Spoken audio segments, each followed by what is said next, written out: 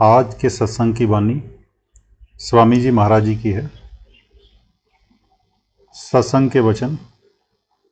सुरत खेच चढ़ावो गगनी, दुन शब्द सुनो जे करनी।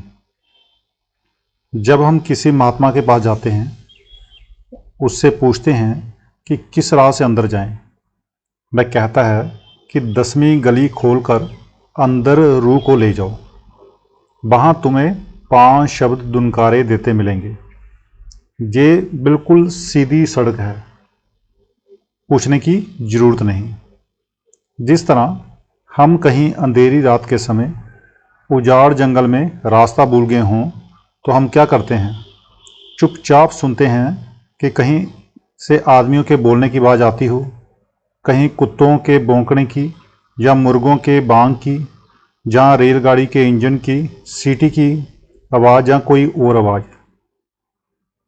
हम उस आवाज़ को पकड़कर नज़दीक के किसी गांव में पहुंच जाते हैं और वहां से रास्ता पूछकर अपने घर चले जाते हैं। इसी तरह संत कहते हैं कि तू अपनी रूह को उस शब्द के साथ जोड़ दे, यानी जिधर से आवाज़ आती है उसके पीछे पीछे चला जा। पूछने की ज़रूरत नहीं, ना ही घर बार छोड़ने की ज़रूरत है, ना ही मजहब छोड़ने की ज़रूरत है। मैं कहता हूँ कि दुनिया को छोड़कर भजन करना बहादुरी नहीं, दुनिया में रहते हुए नाम जपना है, ये बहादुरी है। यही गुरु नानक साहब ने जोगियों को बताया। जैसे जल में कमल निरालम, मुरगाई न साने, सूरत शब्द बब सागर तरिए, नानक नाम बखाने। हे जोगियों, अगर संसार समुद्र से तरना है तो अपनी सुरत को शब्द के साथ जोड़ दो। मन चंचल थिर न रहावे, चित निर्मल कस होए आवे। जब तक प्रेम ना हो, प्यार ना हो, सत्संग ना हो, आत्मा शब्द को पकड़ती ही नहीं। क्यों? क्योंकि इसके साथ मलिन मन है। इस दुनिया में हमारा कोई दुश्मन नहीं, अगर है तो मन है। गुरु अमरदास जी कहते हैं, मन ही नाल झगड़ा, मन ही नाल सत। अगर हमें किसी ने मालिक से जुदा किया है तो मन ने। हमारा दुश्मन कौन है? मन। उसने हमसे हीरे जवाहरात छिपाकर हमें विषय विकारों में बुला दिया है। हम संतों के पास जाते हैं, कामिल फकीरों के भजन सुनते हैं, पर कभी मानते ही नहीं। इस कान में पड़ा और उस कान से हम निकाल देते हैं। फिर शिकायत करते हैं कि रूह नहीं चढ़ती, मन नहीं लगता। हम मन का कहा मानते हैं, गुरु का कहा नहीं मानते। जब तक हम मन का कहा मानते रहेंगे और गुरु का कहा नहीं मानेंगे तो हमारी सुरत नहीं चढ़ेगी। जो हमें दुनिया से निकालता है उसका कहा नहीं मानते। अगर हम मन झूठ भी कह दे तो भी उसका कहा मानते हैं। महात्माओं ने इसे बड़ी मुश्किल से वश में किया है। थोड़ी मेहनत से ये वश में नहीं आता। एक कहानी है कि एक मुसलमान फ़कीर था। एक दिन भजन में उसका मन ना लगा, नाम की लज्जत नहीं आई। कहता है कि तुझे पूरा साल गर्म पानी पिलाऊंगा। फिर कहीं जाकर मुश्किल से लगा। हम थोड़ी देर बैठकर उदास हो जाते हैं और फिर भजन छोड़कर उठ बैठते हैं। एक सत्संगी ने बाबा जी से पूछा, हजूर, जब तक आप ध्यान ना करो मन लगेगा ही नहीं। तो महाराज जी जवाब देते हैं, मैं तो कहता हूँ कि आप भजन करो, आप खुद तवज्जो नहीं देते। जो महात्मा हमसे कोड़ी नहीं लेता और हमारा बोझ भी उठाता है, मगर जरा भी नहीं कहता कि मैंने तुम्हारे लिए क्या क्या किया, उजाड़ों पहाड़ों में साथ है, मौत के वक्त सामने आ खड़ा होता है, इससे बड़ी दया क्या हो सकती है। आप इस बात को सोचिए कि जब मौत आती है तो उस समय गुरु सामने खड़ा होता है। उस समय हमारे रिश्तेदार, घरबार, बाल बच्चे, बीवी, माँ बाप कोई खड़ा नहीं होता। उस समय कौन होता है? गुरु खड़ा होता है। अगर हम दाता के घर ना पहुंचे तो मिलेगा क्या? कुछ नहीं। मैं कहता हूं करके देखो, अगर अंदर ना आए तो आकर मुझे पकड़ो, मैं जिम्मेदार हूं। जब आप अंदर जाओ, सतगुरु को प्रत्यक्ष करो, 9 दरवाजे छोड़कर जीते जी मरो।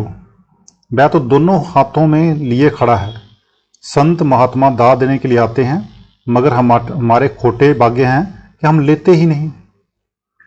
एक सत्संगी बाबा जी से फिर पूछते हैं, महाराज जी जो कुछ करना है आपको ही करना है। तो महाराज जवाब देते हैं, आप अपने ऊपर बोझ नहीं लेते, गुरु पर डालते हो, ये ठीक नहीं। मैं कहता हूँ जब वह समझाते हैं कि आ अंदर चल, ये अंदर ना जाए, इसका अपना कसूर है। एक महात्मा थे, एक आदमी उनके पास जाया करता था। एक दिन कहता है कि महात्मा जी जब आप चढ़ाई करने लगें तो मेरे लिए भी 2 गज जगह रख लेना, यानी मुझे भी साथ ले जाना। जब महात्मा के चोला छोड़ने का वक्त आया तो उन्होंने उसे बुलाकर कहा, भाई तू भी तैयार हो जा। कहता है, मेरे छोटे छोटे बाल बच्चे हैं, मैं अभी नहीं जाता। दुनिया को छोड़कर मालिक से मिलना बड़ा मुश्किल है। इसी तरह एक और कहानी है। एक बुढ़िया थी, उसकी इकलौती जवान लड़की थी। इत्तेफाक से वह लड़की सख्त बीमार हो गई। बहुत तेरा इलाज किया मगर फ़ायदा ना हुआ। बुढ़िया कहने लगी कि परमात्मा इसकी जगह मैं मर जाऊं, जे बच जाए।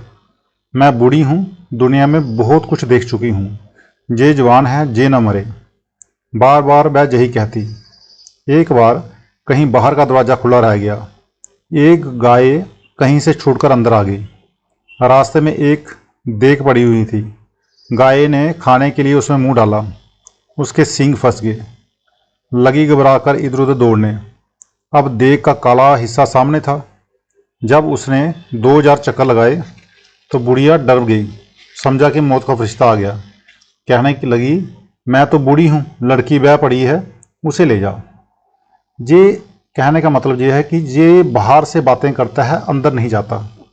जब तक अंदर ना जाए मिले क्या। कहते हैं मन मैला है, बेईमान है, हमारा दुश्मन है, हमें अंदर नहीं जाने देता। हम इसके साथ प्यार किए बैठे हैं। जो दुश्मन के साथ प्यार करे वह सुखी कब हो सकता है। मन को वश में करने की अगर कोई दवा है तो वह एक ही है। चाहे दुनिया की करोड़ों लज्जतें दे दो, मन काबू में नहीं आता। मन लज्जत का आशिक है, इसके अंदर अमृत बरसता है। गुरु अर्जुन साहब फरमाते हैं, जिम जिम अमृत बरसदा, जब अमृत पिएगा काबू में आ जाएगा। इस्लाम धर्म को मानने वाले और अन्य कामिल फ़कीरों ने भी वश में किया है, तो इसी दुआ के जरिए। हम सभी मन का कहा मानते हैं। सारा जहान मन के अधीन है। मन जबरदस्ती अपना हुक्म मनवा लेता है। मन बड़े बड़े महात्मा को गिरा देता है, कुछ ना पूछो, कि बड़े बड़े जोगी जोगीश्वरों को खा गया। सुरत शब्द कमाई करना, सब जतन दूर अब धरना। अब स्वामी जी महाराज कहते हैं कि वो सभी उपायों को छोड़कर आत्मा को शब्द के साथ जोड़ दो। मगर लोगों का क्या हाल है कि हाथ माला फेरता है और मन बाहर दौड़ा फिरता है। यही कबीर साहब कहते हैं, माला तो कर मैं फिरे, जी फिरे मुख माही, मनुआ तो चहूँ दिशी फिरे, ये तो सुमरन नाही। कि हाथ तो माला फेरता है, मन बाहर भटकता फिरता है, ये सिमरन नहीं। जब शिकारी बंदूक से निशाना साधता है तो पिछला दीदबान या बैक साइड, फोर साइड, यानी कि बंदूक का निशाना साधने का हिस्सा, या अगली मक्खी और निशाना, सबको एक सीध में रखकर मारता है। कबीर साहब कहते हैं, तन थिर मन थिर बचन थिर, सूरत निरत थिर होए, कह कबीर इस पलक को कल्प न पावे कोई। जब आत्मा और मन को अंदर रोकर कमाई करोगे तो पर्दा खुल जाएगा। आत्मा को शब्द के साथ जोड़ दो, ये सब कमाइयों की कमाई है। निश्चय दृढ़ इस पर धरना, आलस कर फिर ना करना। अगर भजन भी करो तो दिल पर बोझ लेकर ना करो। प्रेम प्यार और खुशी के साथ अंदर जाना चाहिए। अगर फर्ज ही पूरा करते हैं तो कोई फ़ायदा नहीं। फिर कहते हैं कि आलस्य नहीं करना चाहिए। जो कहते हैं कि मन नहीं मानता, मन माने या ना माने, उनको चाहिए कि बैठें। रावलपिंडी में एक बंगाली बाबू था, अच्छा व्यासी था। उससे पूछा कि बाबू मन वश में आया? कहता है, आया तो है पर बड़ी मुश्किल से। मैंने कहा किस तरह? कहता है, मेरा नियम था कि जब मैं नौकरी से शाम को घर आता भजन में बैठ जाता। मैंने नौकर से कह रखा था कि मेरी रोटी पकाकर रख दिया कर और अपनी रोटी खाकर सो जाया कर। जब तक अंदर नाम की लज्जत न आती उठता नहीं था। ये भजन है, कोई खीर तो नहीं। मन के साथ लड़ाई करनी पड़ती है। कहता है अब मन मेरे काबू में है। 3-3 बजे तक रोटी नहीं खाता था, जब तक कि नाम की लज्जत नहीं आती थी। हमें गफलत या आलस्य नहीं करना चाहिए, बल्कि कमाई करनी चाहिए। क्या कहते हैं गुरु अर्जुन साहब? आहगा कु त्राग पिछा फेर ना मुड़ा, नानक सिज एवरा बार बूढ़ ना होवी जनमड़ा। अगर मन के साथ लड़ाई करनी है तो आगे कदम बढ़ा, पीछे ना हट, और ऐसी लड़ाई लड़ कि फिर तू जन्म मरण में आए ही नहीं, बल्कि आत्मा का परमात्मा से मिलाप हो जाए। कहते हैं गफलत नहीं करनी चाहिए, पूरा विश्वास, पूरा यकीन होना चाहिए। अगर सतगुरु पर पूरा एतकाद यानी कि भरोसा हो जाए तो और क्या चाहिए। पाप करने में बेशक आलस्य करो, लेकिन भजन के वक्त आलस्य नहीं करना चाहिए। जे सार सार सब गाया, संतन मत बाख सुनाया। अब स्वामी जी महाराज फरमाते हैं कि सभी संतों के मत का जो तत्व है, सार है, हमने निचोड़कर आपके सामने रख दिया है। जो सचखंड पहुंचे सभी का तत्व और मत एक ही है। सार वस्तु क्या है? शब्द की कमाई। राधा स्वामी वेद लखाया, सुन मान सार समझाया। अब स्वामी जी महाराज कहते हैं कि हमने माली के देश जाने का वेद आपके सामने बयान कर दिया है। ये सबसे ऊंचा है और सबका सार है। शिष्य का धर्म है कि इसे मानकर खूब मेहनत के साथ कमाई करें। अगर मान लोगे तो तुम्हारी मुक्ति हो जाएगी। राधा स्वामी जी। मिलते हैं कल के सत्संग में। सदा स्वामी।